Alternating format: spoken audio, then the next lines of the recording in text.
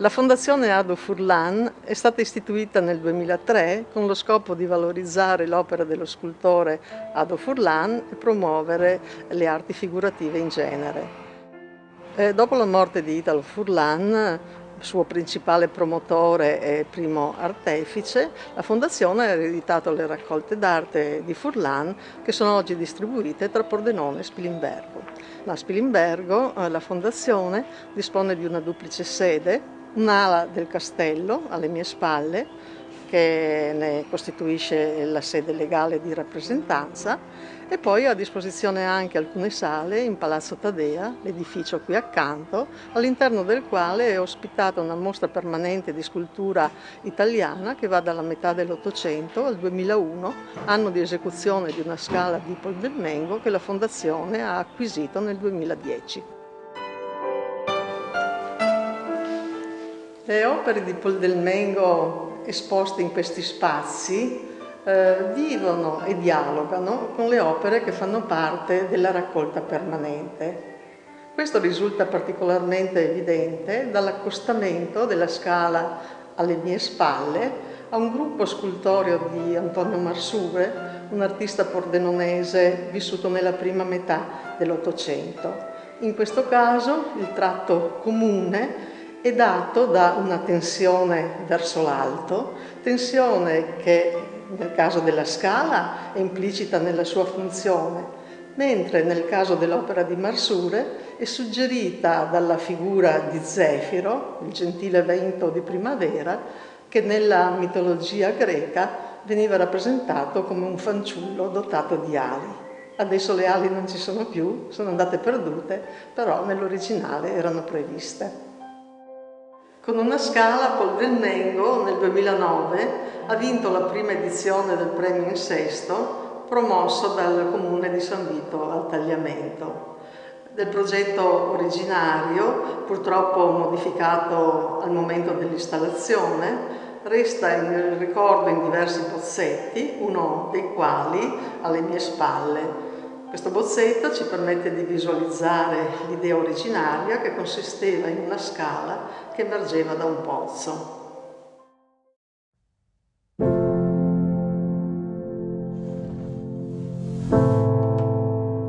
La disposizione non casuale delle opere è confermata dal metronomo con busto disposto ai piedi del frammentario Icaro di Luigi De Paoli, un altro importante scultore pordenonese vissuto nella seconda metà dell'Ottocento.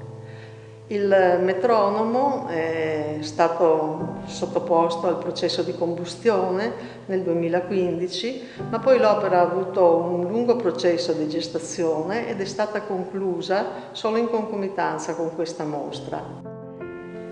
Alcune opere di Pol del Mengo hanno stretta attinenza con le vicende della famiglia Furlan e dunque hanno come presupposto un vissuto che viene, per così dire, catturato, inglobato nelle opere stesse.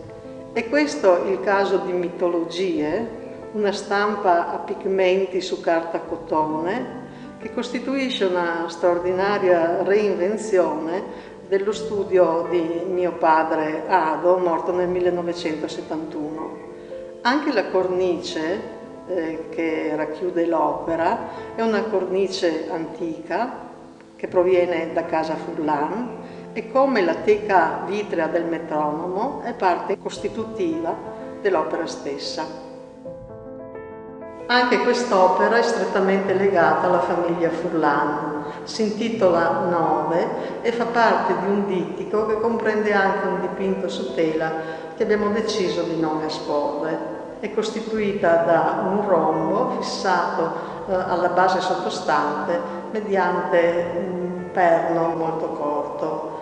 Al suo interno contiene molteplici riferimenti al numero 9, che coincide con la data di nascita e di morte di mio fratello Italo. La scultura è stata commissionata a Pol del Mengo da mio nipote Ado, purtroppo anche lui scomparso poco dopo mio fratello, e dunque questo dittico ha finito per diventare commemorativo di entrambi.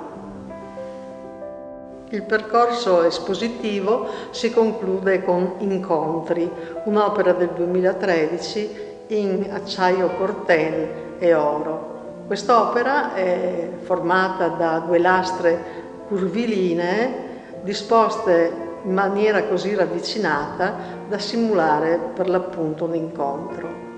In mostra dialoga con un'altra scultura di Nicola Carrino, costituita anch'essa da 2 lastre in acciaio corten, e dunque è la conferma della disposizione meditata delle opere, dalle quali risulta il dialogo costante tra quelle facenti parte del percorso espositivo fisso e queste di Pol del Mengo.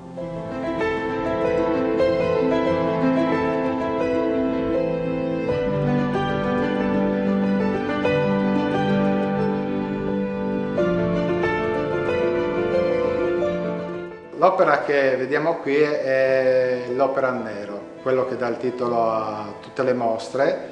È un pianoforte antico dove io sono intervenuto col fuoco per fargli subire una specie di trasformazione. Sono intervenuto anche con certi elementi in foglia d'oro, tra cui il fondo del coperchio e il tasto del Fa.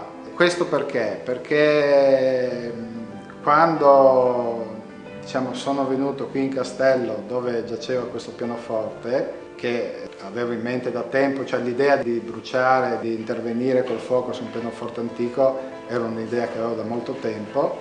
Nel momento in cui sono visto questo pianoforte, ho incominciato a studiarlo, a capire, a vedere i suoni che faceva, e ho individuato nel Fa, nella nota del Fa, la nota che doveva essere poi rivestita in foglia d'oro.